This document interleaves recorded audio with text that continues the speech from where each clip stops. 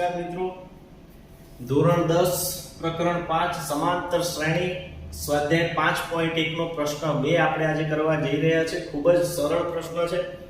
પ્રશ્ન 1 ની અંદર આપણે સમાંતર શ્રેણી શું છે અને a અને d શું છે, પ્રથમ પદ સામાન્ય તફાવત શું છે એની ચર્ચા કરી છે।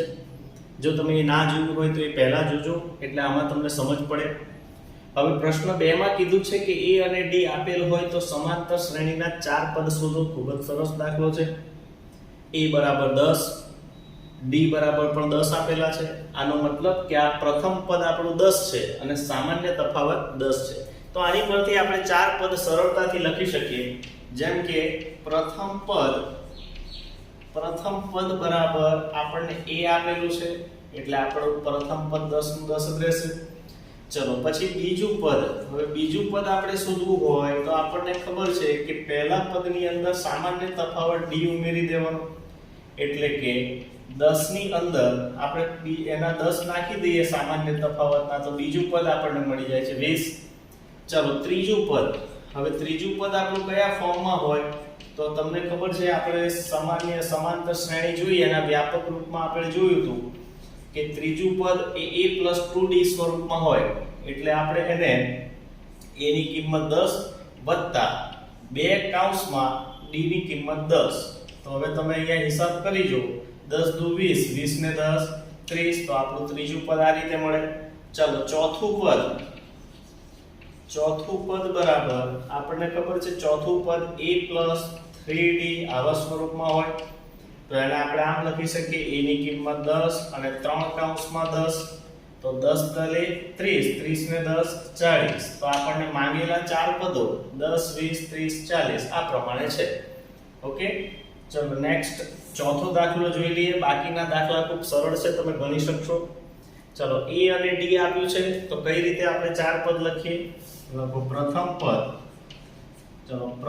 પદ, આને આપણે છે ને a1 તરીકે પણ દર્શાવી શકીએ, તો એને આમ કરીને લખી શકીએ a1 બરાબર પ્રથમ પદ a1, તો એ આપણને આપેલું છે -1, તો a1 છે તે -1, એને a પણ કહેવાય a1 પણ કહેવાય।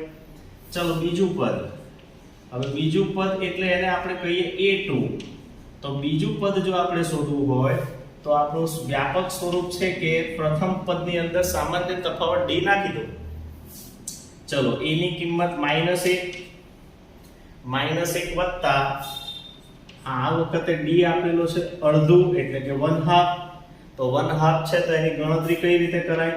ચલો લસા કાઢીએ 2, હવે લસા 2 નીકળે એટલે આના છેદમાં 1 હોય, આપણે 2 વડે ગુણવું પડે, 2 એકા 2, તો -2 વત્તા 1, એટલે જવાબ આપણને મળશે -2 માંથી 1 જાય તો -1/2, તો આ આપણું થઈ ગયું બીજું પદ।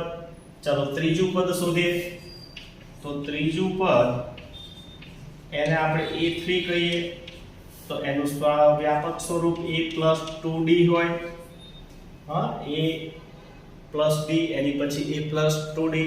ચલો હવે એની અંદર આપણે કિંમતો મૂકીએ, a ની કિંમત આપણી પાસે છે -1 વત્તા 2 કૌંસમાં d ની કિંમત આપેલી છે 1/2, ચાલો 1/2 મૂકી દીધું, આમ ગયું -1 વત્તા 1, તો જવાબ આપણને મળશે 0। જો આ સમાંતર શ્રેણી ચાલતી જાય છે, -1 એના પછી -1/2, હવે 0 આવ્યા, સંખ્યા રેખા પર જુઓ ધ્યાનથી તો ખબર પડે। ચલો ચોથું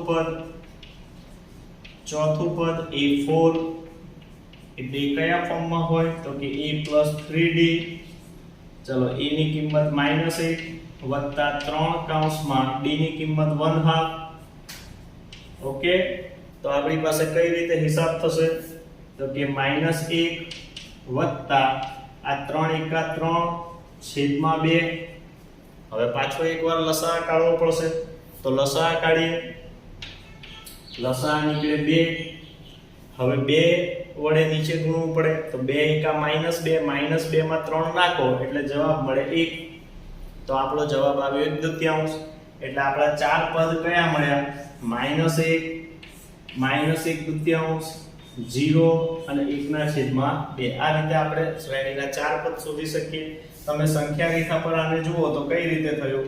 અહીંયા 0 હોય તો એટલે -1 હોય, -1 એના પછી -1/2 0 અને પછી 1/2 દરેક વખતે અડધું અડધું ઉમેરાતો જાય છે.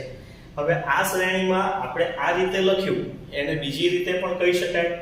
જો a બરાબર 10, હવે 10 માં d નાખો તો 20, 20 માં પાછા d, 20 ની અંદર તમે d નાખો તો 30, 30 ની અંદર d નાખો તો 40, કારણ કે d આપણું કેટલું છે 10. તો એ રીતે પણ આને શોધી શકાય.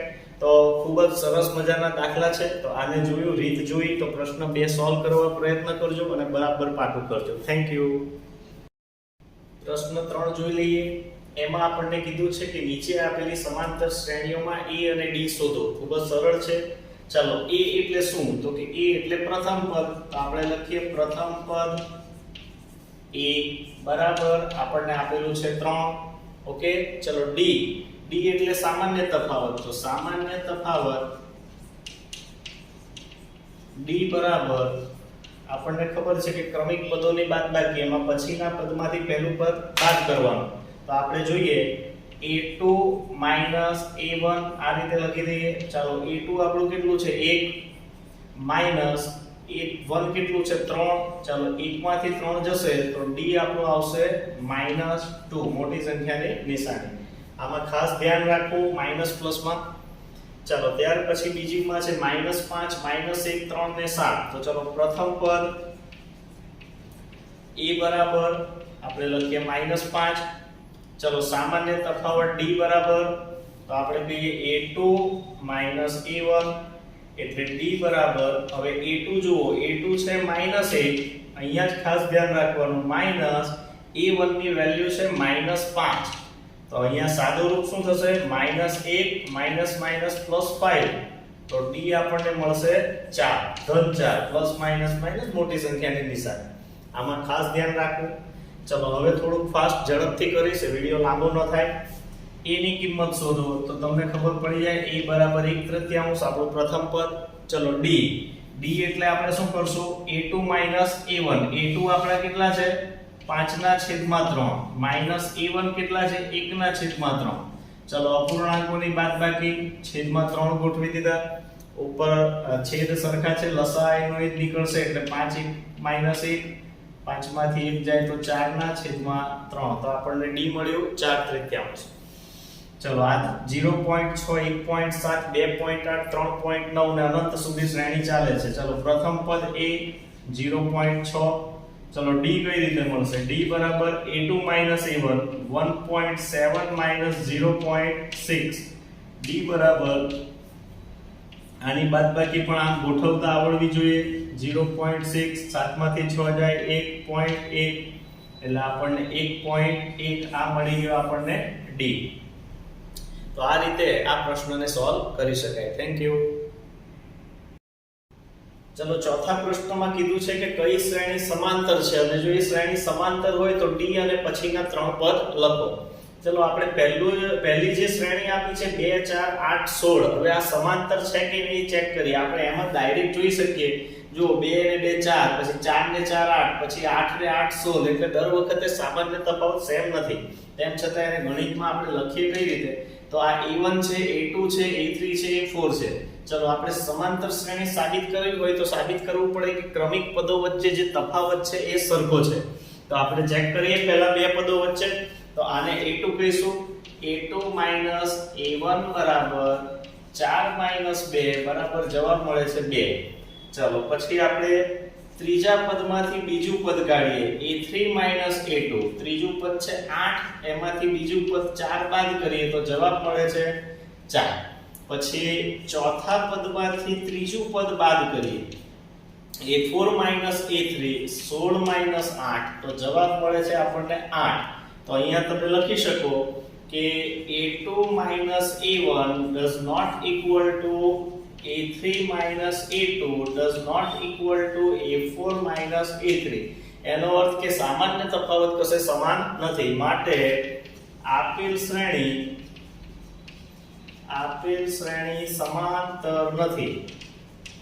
સમાન અંતરથી ચાલવી જોઈએ એવો જ એનો અર્થ થાય છે. ચાલો, બીજી એક જોઈ લઈએ. આમાં પણ આપણે સેમ ફોલો કરીશું. પહેલું પદ a1 a2 a3 a4 આવા ચાર પદ આપણી પાસે છે.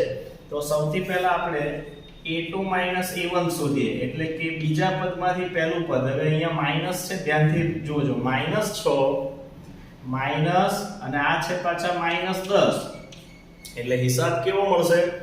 તો કે સર -6 + 10 થઈ જાય. 10 માંથી 6 જાય તો જવાબ 4. 10મા ધોરણમાં પ્લસ માઈનસમાં ભૂલો ના થવી જોઈએ. ચલો પછી a3 a2.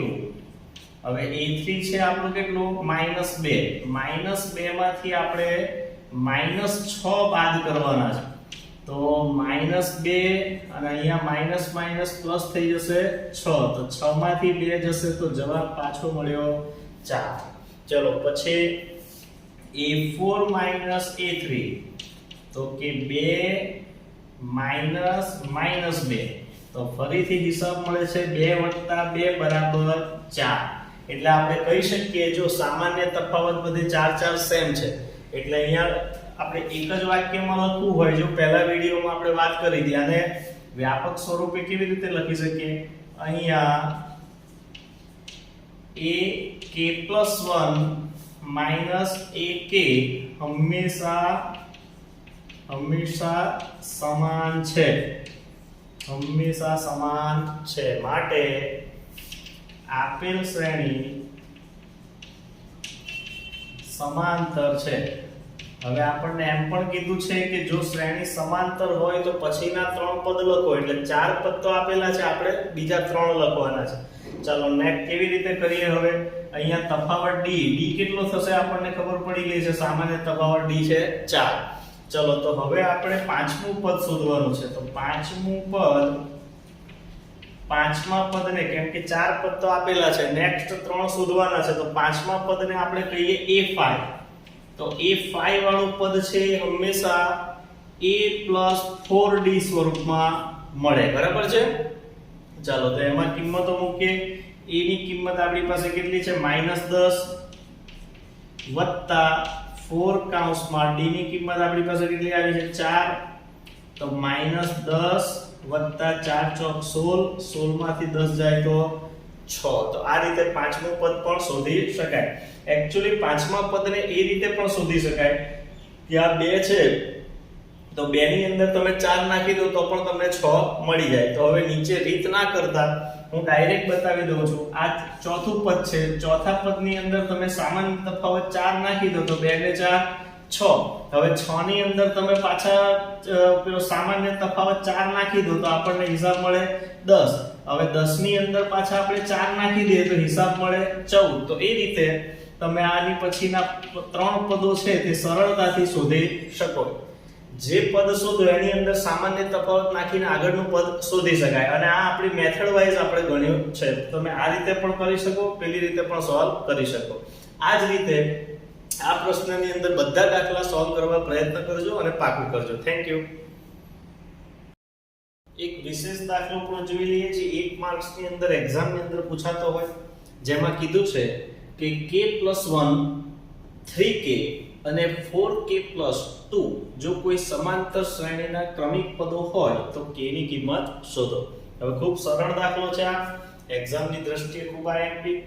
હવે k+1 3k અને 4k+2 જો સમાંતર શ્રેણીના ક્રમિક પદો હોય, એનો મતલબ આ a1 થાય, આને a2 કહેવાય અને આ પદને a3 કહેવાય. તો આપણે શું કરવાનું k શોધવા માટે?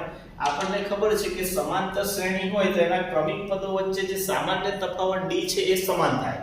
તો આપણે એક કામ કરી શકીએ અહીંયા કે a2 a1 is equal to a3 a2. એટલે કે બીજા પદમાંથી પહેલું પદ કાઢો અને ત્રીજા પદમાંથી બીજું પદ કાઢો તો સામાન્ય તફાવત સેમ હોવો જોઈએ. એટલે આપણે બે પદોને આ રીતે સરખાવી દીધા. હવે કિંમતો મૂકવાની. તો a2 એટલે 3k a1.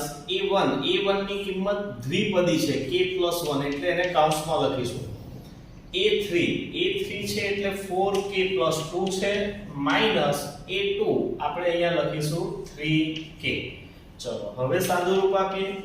3k હવે અહીંયા આપણે કૌંસમાંથી નિશાની છોડીએ એટલે -k થઈ જાય અને માઈનસ પ્લસ -1 થઈ જાય.